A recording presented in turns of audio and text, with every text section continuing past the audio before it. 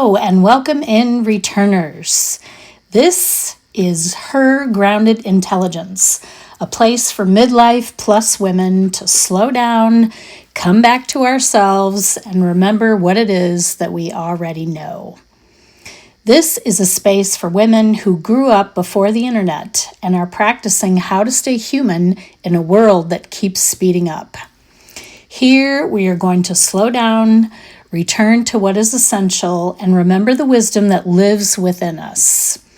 I'm your host, Liz Rosado-McGrath, and each week we'll explore how we come back to ourselves so that we can navigate change with clarity, with steadiness, and grounded intelligence. And I'll talk more about what my interpretation of grounded intelligence is, but I'm so glad you're here. Before we launch and before we dig in today, I want us all to just take a breath as we begin and model some of the things that we're going to talk about as far as practices go. We're going to take one long inhale, about 4 seconds. We're going to hold that for 4 seconds, and we are going to take one long exhale again for about 4 seconds. So let's do that together right now.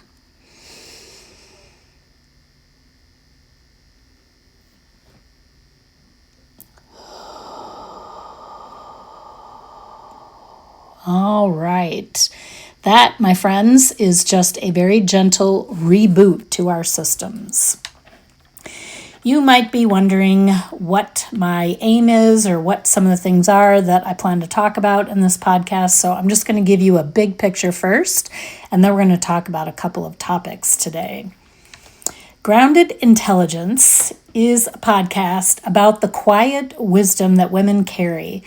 And the particular group of women that I'm focusing on here today are women who grew up before the internet. I know that sounds like a long time ago, but there are a lot of us. And why that wisdom may be one of humanity's most important resources in the age of artificial intelligence. And before I continue, and I'll probably say this a couple times today too, I am in no way anti-AI. AI is the future. AI is what we're all using if we're creating content or for research purposes. I think AI is very valuable. And along with that, I think there are some important things that we need to remember in order to continue participating in our shared humanity. This show is going to explore how women who live formative years in what we call an analog world have developed ways of thinking, sensing, relating, and navigating life that are deeply embodied, relational, and yes, very human. These forms of intelligence that are often overlooked in a culture like today where we are obsessed with speed, data, and automation. Some of this may hold essential guidance for the future that we are entering.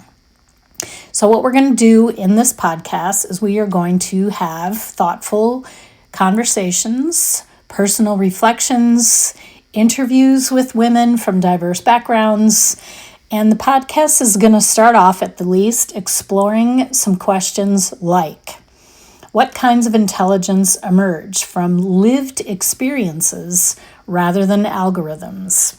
Hard to imagine sometimes. Another question is, how did growing up before the internet shape how we perceive truth, identity, and again, connection, human connection? What human capacities must we protect and in fact strengthen as AI becomes more powerful, more pervasive in our world? And then finally, the last one that I can share is, how can women help humanity remain grounded, ethical, and relational in a rapidly changing technological world? So part of this is going to be cultural reflection. Hopefully we'll have some great storytelling, part exploration of our individual and collective embodied wisdom.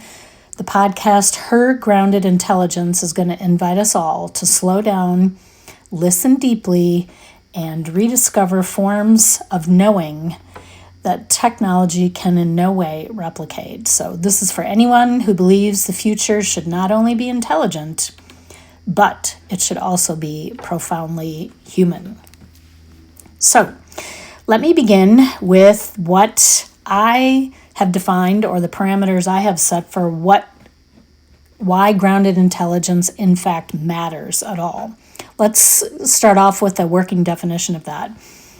Grounded intelligence means knowledge and reasoning that we're connecting to real experience, practical realities, or concrete evidence, rather than being purely abstract, theoretical, or disconnected from how things actually work. None of those things are not important. They are, but if we just use those abstract ways of thinking, we kind of lose our grounding. So let's just set that aside for just a second. Here are a few ways to think about it. I already mentioned experiences. So when we talk about experiential grounding or learning, this understanding again comes from lived experience, not just reading something, not just being told or had a conversation about it, but in fact, knowing how to navigate, for example, a difficult conversation because you've done it many times before, not just because you've read advice about it somewhere or heard advice from someone else. Another way to think about it is practical. We're going to be talking about wisdom that we can actually apply, seeing the real world consequences of decisions, not just the theory about it. This one I love. Embodied wisdom. In some contexts, it refers to intelligence that is actually rooted in physical or sensory experience. That means knowing through our doing, our feeling, or our observing. Verified grounding. Beliefs or conclusions, but they're anchored to evidence that we can point to rather than just making assumptions or being speculative about it. The term isn't a formal psychological concept with a single definition. It's used a bit loosely across contexts like AI research, personal development, some feminist theory, and of course education. But the common thread is the contrast with intelligence that is somewhat detached, abstract, or, if it happens to be, unmoored from reality. In the midlife context that we're discussing or focusing on in this group here, it typically means the kind of wisdom that comes from decades of navigating those real life situations that I was talking about previously. It is a knowing that we have that's been tested and refined by our experiences. So why does this matter? Why does women's calm and purpose matter in an AI world? I already mentioned what AI can't replicate, and I want to just share a brief story about that here for a second. A couple of months ago, a friend of mine lost her mother, and I just wanted to check and see what kind of note AI would help generate to provide comfort to that friend. Now, if you've used AI for specific prompts or purposes, you know you're going to get something back that is going to be pretty thorough. And in fact, that's what happened. What my message that was produced from AI, it was polished. It had polished sentences. It had a gentle tone. But when I read the message out loud, there was something in it that actually felt pretty empty. It had all of empathy's language, but I have to say it had none of the heart. And in that moment, I realized that that is the world that we're building. Machines can seem more articulate than we are, but they cannot feel what we feel. They can simulate or imitate emotion, but what they can't do is they cannot inhabit that. So maybe the question isn't, will AI replace us? Maybe it's, will we forget ourselves in this process? And that was sort of the stimulus for me wanting to talk about this more, seeing if we were all in agreement on some of these issues or noticing some of the things that are missing in society, meaning that a phrase I'm hearing over and over again of late is we have never been more connected than ever, and we have also never been more lonely. So I really think there's something to that is worth all of us getting together to explore. So what is it that AI cannot replicate? Let's talk about what AI can do first. It excels at speed, at pattern recognition, information processing. All of those things are great when we need all of that. But what it does lack or doesn't possess is that emotional steadiness under pressure. It does not create meaning making and values-based decisions. This one I think is really important. It does not exhibit presence that reassures other humans. And I feel like that's something that's needed more than ever right now. Back to that loneliness comment. It does not have the ability to sit with ambiguity without rushing to a solution. I know some of us are more comfortable with black and white worlds, but many of us are also comfortable with the gray, that ambiguity, and allowing ourselves to sit with that more often than not. So we are not rushing to a solution. That's something AI is not going to provide for us. All of these things are fundamentally human capabilities, and I would argue calm purposefulness embodies all of that. So again, let's go back to why this matters now. Why am I talking about this? Why is this so important? I don't know if you all have noticed in talking to anybody out there today, people that live in our homes and our places of work and our communities, generations younger than us, but it really seems to me that overwhelm happens to be the default right now. AI accelerates everything. So someone who can slow down, understand the process to prioritize, and stay centered. People who do that are able to become anchors for others. And you, my friend, might be that, or you might be in a room where someone is doing that. But I think when I'm referring to the contagiousness of that, when someone becomes centered, it has a calming effect on the rest of us. You may have also noticed out there in the world that trust and trustworthiness seems to be in pretty scarce supply right now. I keep hearing this from marketing people. The important thing in anything we do today is about authenticity. Be authentic, be your true self. As scary as that is, being authentic is what is going to create that trust with ourselves and anyone we happen to interface with. So we see synthetic content, automated interactions, and they're going to proliferate even more. We know that. So what people crave in response to that is that authenticity. Calm purpose helps to signal trustworthiness. Decisions, and we make, I don't even know how many decisions every day. I'm a former educator, and we made thousands of decisions throughout the course of our days. These decisions that we're making need wisdom, not just data or data points. AI provides us options and analysis, which is great. But humans still need to choose based on things like values, relationships, and long-term meaning. So you can ponder that for a second. Why women? Why focus on women when we're talking about these particular topics?